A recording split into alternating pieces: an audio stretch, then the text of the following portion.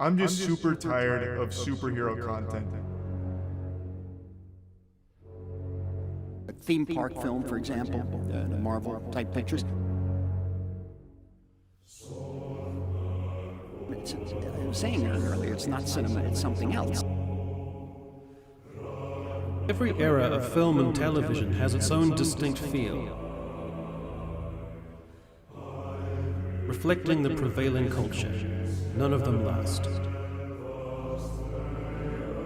Why didn't you do more?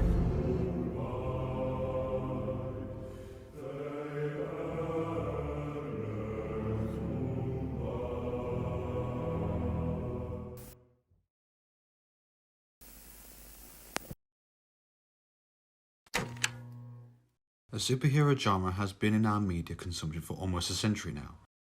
Starting out in the 1930s after the Great Depression and on the cusp of World War II in small print media outlets like newspapers to our present day. With the superhero genre having such longevity, it's worth questioning if mainstream media has exploited this genre into the ground. To answer this question, we must dive into the origins of the superhero genre and how it has evolved in the passing eras.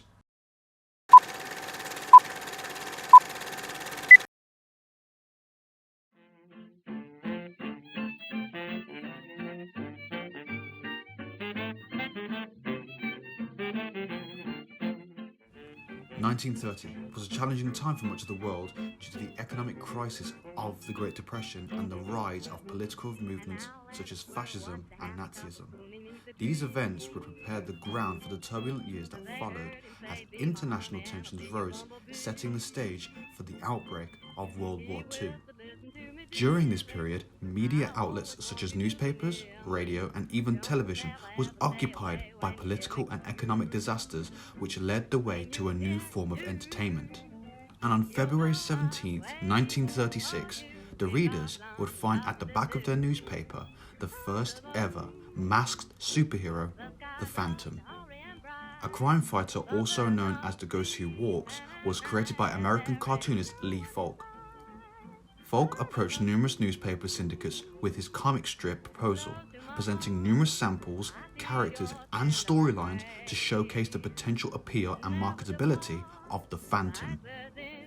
With a wide-pitched success, Falk's masked superhero comic strip would reach a wide readership that began to appear in various news outlets.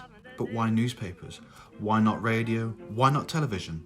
In the 1930s, radio and television technologies were still relatively new. It was a time when broadcast capabilities, production techniques, and budgets were not yet sufficiently advanced to translate the visual appeal and action-packed narratives of superhero characters into something that would do justice to their visual appeal and the appeal to the broad audience. June 1938 was the spark that set the golden age alight. Two creators, Jerry Siegel and Joe Shuster, had an idea to sell one of their most beloved comic book characters we know today as the Superman. And for 5 years, they had no success, until an editor from DC, Vince Sullivan, was craving a new adventure story. Sullivan fell in love with Siegel's and Shuster's submission after looking through DC's rejection pile of submissions. So, DC purchased the Red Cape superhero for $130, which laid the foundation of what we come to know as the Golden Age. And a year later, in May 1939, the audience was gifted with the darker and more mysterious superhero known as the Batman. It was Detective Comics number 27 which introduced Batman to the public as a darker and more mysterious superhero in comparison with Superman and his bright colours. What made The Dark Knight so invigorating to the public was the creators Bill Finger and Bob Kane were not afraid to incorporate a more darker and brooding character who had a gun and killed people, which is completely opposite to how we see the Caped Crusader today. For the audience, comics provided a sense of escapism into the fantasy of their beloved superheroes from the economic and political turmoil. And for many creators, achieving success with a standalone hero in the comics was difficult to achieve as they were put in reserve. But for Sheldon Mayer and Gardner Fox, they would take these characters they had in reserve and form in All Stars Comics 3, the Justice Society of America in 1940. As a result of the JSA's formation, it contributed to the emergence of the concept of superheroes joining forces to fight evil in mainstream media for the first time. And not only was the JSA born in the 1940s, but we also had the introduction to the Adventures of the Superman, but not as a comic, but a radio show. Look, up in the sky, it's a bird, it's a plane, it's Superman! Kellogg's Pep. P-E-P, Pep. Kellogg's Pep, the Sunshine Cereal presents The Adventures of Superman. A serialized narrative with sound effects, voice acting and storytelling brought the Man of Steel to life from 1940 to 1951. By airing his heroic exploits on the radio, Superman grew in popularity and expanded his reach beyond comic book readers. His adventures captured the attention of a wide audience at the comfort of their own homes, reaching millions of households across the United States. For America, it was a time where the listeners at home could tune in to escape the news of the turmoil of World War II. But for the American troops, they needed a sense of strength and patriotism to elevate the soldiers, and that came from the creative powers of Joe Simon and Jack Kirby, who made Captain America debut in Captain America Comics #1 in 1941. And for the first issue of the patriotic hero became a well-needed influence for the American people, but also to the soldiers who also read comic books during World War II. But it was not just the American soldiers that saw influence in the comics, it also created a call for empowerment, as William Moulton Marston, an American psychologist and comic book writer, created the first ever female superhero, Wonder Woman, introduced in All Stars Comics #8 in 1941. It is important to note that Marston was an enthusiastic advocate for women's rights and gender equality. Throughout his career, he has been committed to empowering women and recognizing their contributions to society for their abilities and their contributions. So when Marston created Wonder Woman, he did so with the aim of promoting feminist ideals and challenging the gender stereotypes prevalent in mainstream media at the time. However, the creation of Wonder Woman was largely influenced by Marston's mistress, Oliver Bryan, as well as her aunt, Margaret Sanger. The author drew inspiration from the beliefs and experiences from both Marston and Bryan, who were in a polyamorous relationship. Due to Marston's belief that there were insufficient strong female characters in comic books, it was his vision to create a superhero who could serve as a role model for girls and women, showing that women can be superhumans too, and that their power, intelligence, and courage are not inferior to those of men.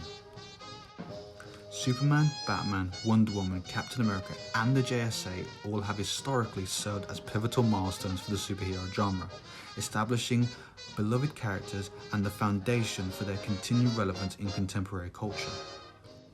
Over the years, they have had a deep effect on audiences through their adaptations and interpretations of superheroes as we move to the Silver Age.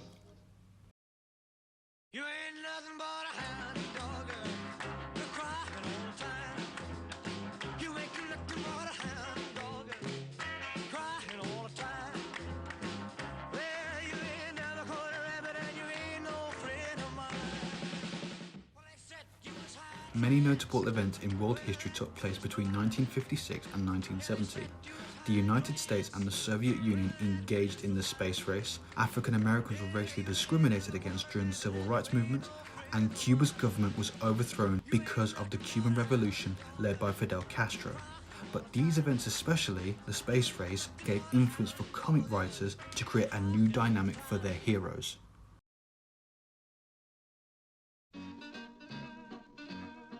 What kicked off the Silver Age was the reintroduction of the Flash in Showcase #4 in 1956, with Barry Allen replacing Jay Garrick as the Scarlet Speedster.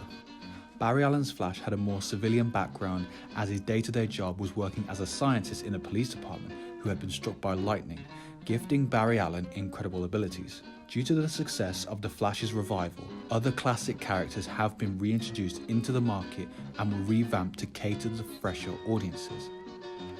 As we move to 1960, in The Brave and the Bold, issue #28, we witness one of the biggest teams revamped by DC Comics. The Justice Society of America became the Justice League of America. featuring a cast of DC's comics' most iconic characters, including Superman, Batman, Wonder Woman, The Flash, the Green Lantern, Aquaman, and the Martian Manhunter.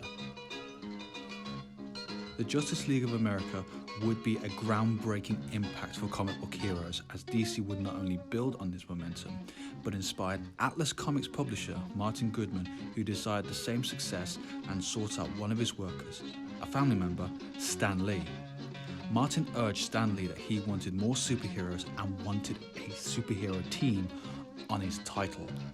But what makes this conversation between Martin and Stan so important was that this marks the birth of Marvel Comics. And in 1961, Atlas Comics changed their name to Marvel Comics. Later that year, Marvel Comics did not shy away from flooding comic book stores during the Silver Age, as they expanded their superhero roster significantly. Beginning with the Fantastic Four in 1961, characters such as Spider-Man, the X-Men, Iron Man, Thor, and the Avengers rounded out the lineup of superheroes and became enduring fan favorites. This success was primarily down to Joan Lee, Stan Lee's wife, who gave him the inspiration to write whatever he felt and told him. She said, "Why don't you do one book the way you want to do it?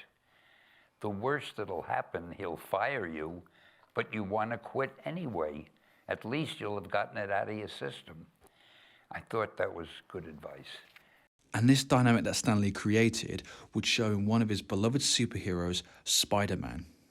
As soon as Spider-Man was created in Amazing Fantasy issue number 15 in 1962, the world of superheroes forever changed. The character Spider-Man, aka Peter Parker, is one that readers are likely to be able to relate to.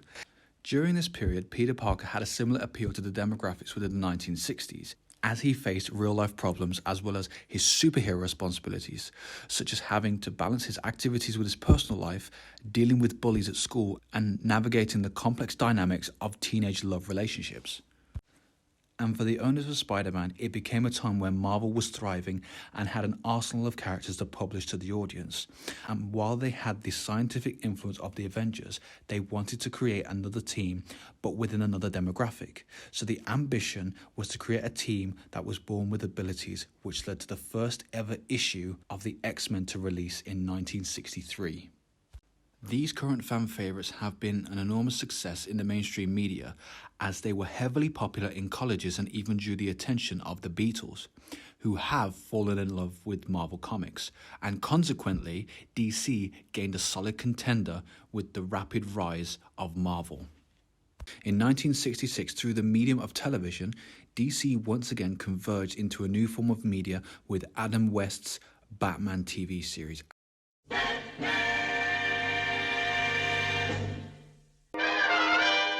The show used a campy, light-hearted approach to superheroes that complemented the original source material more than a dark and brooding approach. Due to its light-hearted and humorous tone, the series was accessible to audiences of all ages. It was enjoyable for both children and adults to watch together, as Batman, Robin, and their adversaries were depicted in an over-the-top and campy manner. In the wake of the TV's success, Batman merchandise, ranging from action figures and toys to clothing and accessories, saw a surge in popularity. With the growth of his merchandising empire, Batman's place in popular culture and his commercial appeal became prominent. The campy TV series featuring Batman has influenced how superheroes are represented in the media, demonstrating that TV adaptations of superheroes are feasible and that superhero television shows can be successful. There is no doubt that comic book history has been profoundly shaped by the Silver Age, which continued to influence the way superheroes were portrayed, celebrated, and adapted into modern-day culture as we move to the Bronze Age.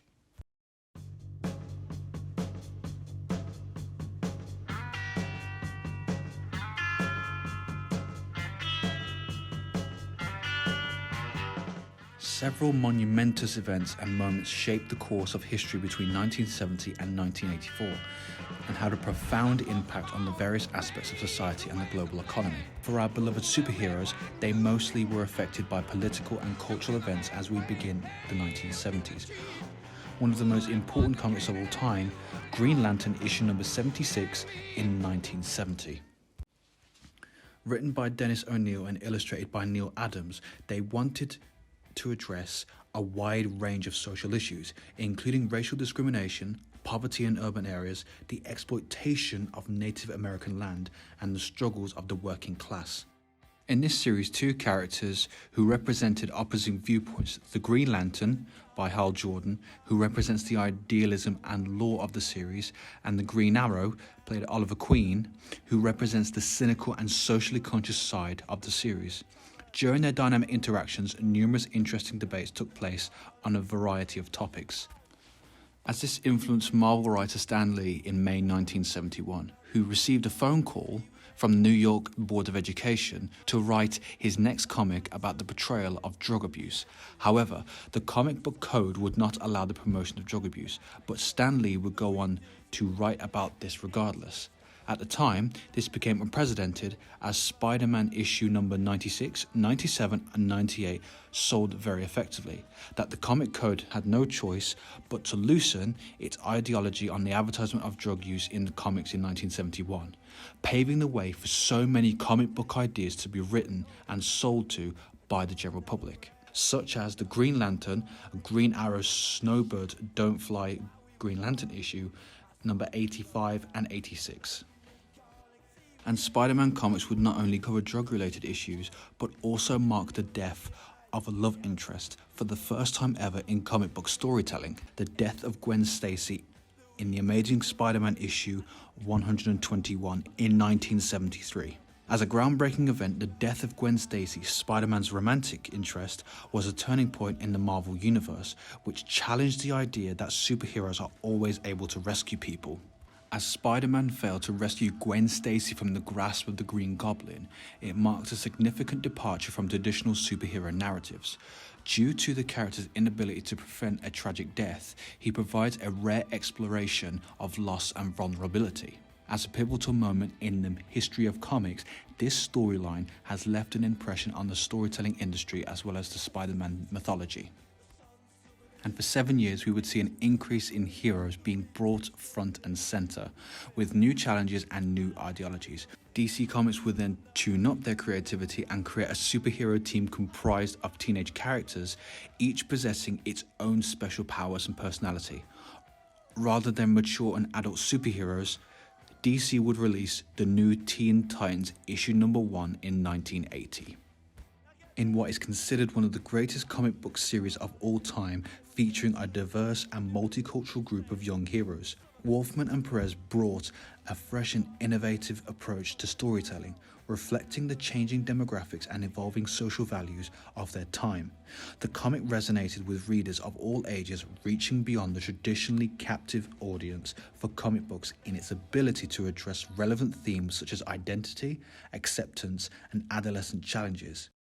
And the same year, Marvel would also explore complex narratives in X-Men: The Dark Phoenix Saga, issue number 129 to 137. This series was illustrated by John Byrne and written by Chris Claremont to enhance the emotional nuances of the story. A major focus of this saga was character development, in particular the transformation of Jean Grey into the enormously powerful and conflicted Dark Phoenix, whose destiny was far from certain. To make the drama more extensive and meaningful, the X-Men faced emotional turmoil as well as moral dilemmas as they attempted to save their friend.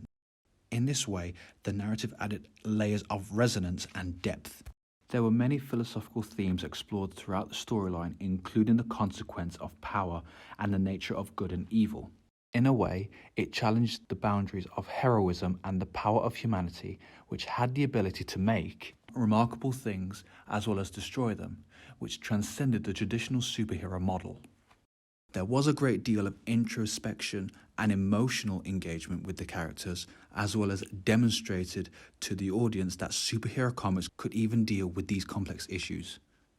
As the storylines surrounding superheroes began to evolve, making them enduring and influential symbols in popular culture, further extending the influence of their narratives in subsequent ages.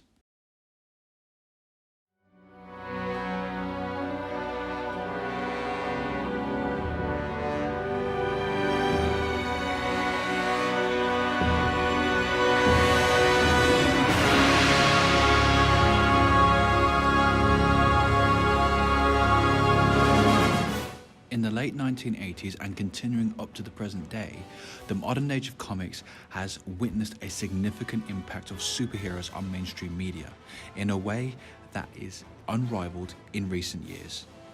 This era has seen the rise of comic books as cultural icons, and it has had a profound impact on the development of movies, television, video games, as well as popular culture in general. Usually, the modern era can also be defined as the Dark Age because it emphasizes gritty and realistic storylines, and this can be seen in both comic books and film. But it was Tim Burton's Batman in 1989 that brought about the influence of the modern era.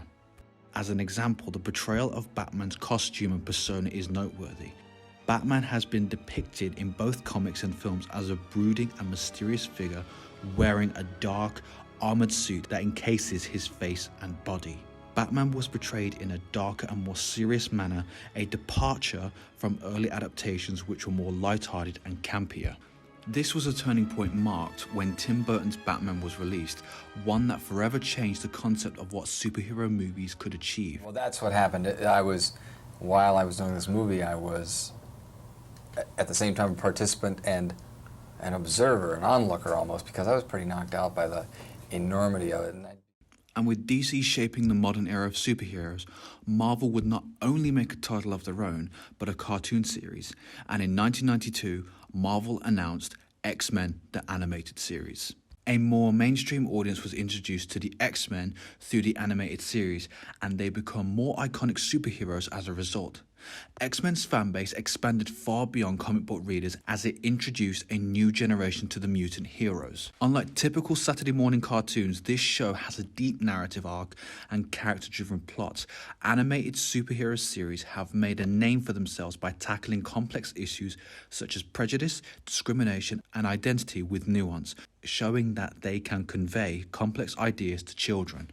Characters from diverse backgrounds and ethnicities were featured in this series' ensemble cast. It was through this diversity that the X-Men were able to provide representation for their viewers and celebrate their inclusive nature. And it was not just the introduction in television, it was also in 1992 that Konami developed and released the arcade video game X-Men. In this arcade game, players could control characters from the animated series including Cyclops, Wolverine, Storm, Colossus, Nightcrawler, and Dazzler. It was the first X-Men game to be designed purely for video games, and it allowed players to control characters from the animated series, further enhancing its appeal and popularity. The X-Men arcade game launched a generation of video games surrounding the X-Men franchise and demonstrated the potential for taking popular animated or comic book properties and adapting them into enjoyable interactive experiences into video games. And Marvel continues this momentum 5 years later, in 2002, igniting the beginning of the modern era of superhero films with Sam Raimi's Spider-Man. The release of Spider-Man created a new era of superhero films, proving that comic book adaptations were not only going to be critically acclaimed, but are also going to be financially successful, as superhero movies have experienced a resurgence in mainstream media because of the film's immense box office success. Spider-Man's initial success inspired film studios to pursue more superhero projects in the future, which has led to a proliferation of comic book adaptations in mainstream media as a result. And Marvel's run of ambition would not show any sign of slowing down, as Marvel Studios announced in 2008 the introduction of the Marvel Cinematic Universe with their first film that begun it all, Iron Man. And it was not Jon Favreau who made an impression that year, establishing a new era of interconnected superhero films. It was Christopher Nolan's adaptation of Batman in The Dark Knight. As Christopher Nolan pushed the artistic boundaries of what could be achieved in a superhero film. The performance of Heath Ledger as the Joker is worth mentioning, since his rendition of the iconic character set a new standard for villainary performances for a decade. His performance demonstrated how exceptional acting can bring a new dimension to comic book adaptations in mainstream media to shape and enhance their impact. And for over 10 years, Marvel and DC continue to push the boundaries in their own dimensions with how superheroes can be represented towards their audience, with iconic team-ups, complex character dynamics, and especially cultural identity. And in 2018, Marvel introduced the King of Wakanda, Black Panther. The cast of this film primarily consisted of black actors and displayed African culture in a way that was very representative of black audiences and provided a much-needed representation. It was a cultural landmark that celebrated diversity, made a significant contribution to underrepresented communities worldwide, and gave them empowerment. There is nothing conventional about the film's superhero tropes, and instead, it offers an in-depth study of complex characters, which is especially relevant in the case of Eric Killmonger, the film's villain, who redefines the conventional definitions of an antagonist. With the release of this film, many conversations about social justice, equality, and the black experience were sparked, which went well beyond what would normally happen with a blockbuster film. This film has left a legacy, encouraging studios to invest in underrepresented voices and diverse storytelling in future superhero films, as well as paving the way for increased diversity. As a result of challenging and celebrating diversity, its impact on audiences was profound, and an indelible mark was left on the superhero genre, making it one of the biggest moments in the history of film. During this time, Marvel was setting up its conclusion with Avengers Endgame. Endgame represents the closing chapter of the Infinity Saga, which ends the storylines that have run over the decade of the Marvel Cinematic Universe. The release of Endgame was an event of its own. It sparked a massive interest amongst fans who eagerly awaited its release and attended midnight screenings and fan events. It showed the power of cinema as a communal activity. I thought it was better than the first one. I like how they tied up the whole story, and there was a lot of action. The culmination of all these years, all this storyline, all of this build-up, just the movie closed it off so perfectly. So it's indescribable how it closed off, honestly. Emotional, pulls your heartstrings at every level. I cried. You probably can't see the tears on my cheeks. Throughout the film, many emotional, moving, and heartfelt moments were captured, introducing major characters' deaths and a reunion that reverberated and triggered strong emotion in.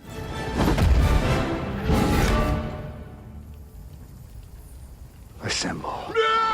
Various iconic scenes are among the most memorable, with such as the decisive battle in which all of the Avengers take part, creating one of the most thrilling moments in cinema history.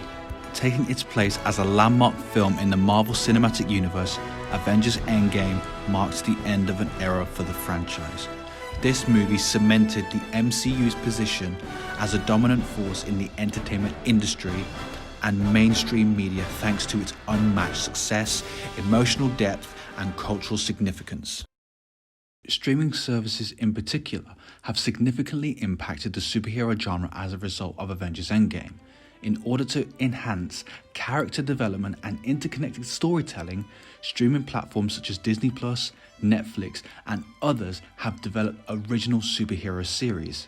The distribution and consumption of superhero content have been reshaped by directing to streaming premieres which are reaching global audiences. Social media, however, has introduced some challenges to the superhero genre as well as some positive effects. Fans can be polarized through online platforms, which can lead to toxic fandoms and online harassment. There has been a significant decline in the level of surprise and anticipation associated with superhero releases as a result of leaks and clickbait content. Moreover, the rapid rise and fall of social media trends may also contribute to the oversaturation of superhero content due to social media's speed and virtual nature. Though it has been both positive and negative influences on the genre, its overall impact remains complex. While the superhero genre was undeniably prevalent and popular in mainstream media, it has not been completely exhausted. To prevent fatigue, creators and studios need to continue innovating and offering fresh perspectives within the superhero genre, emphasizing unique character arcs, exploring new themes, and showing diverse perspectives and help keep the genre compelling and relevant. While superhero stories remain a dominant force, mainstream media's ability to adapt and evolve new storytelling approaches will determine how long the genre remains a focal point in the entertainment landscape.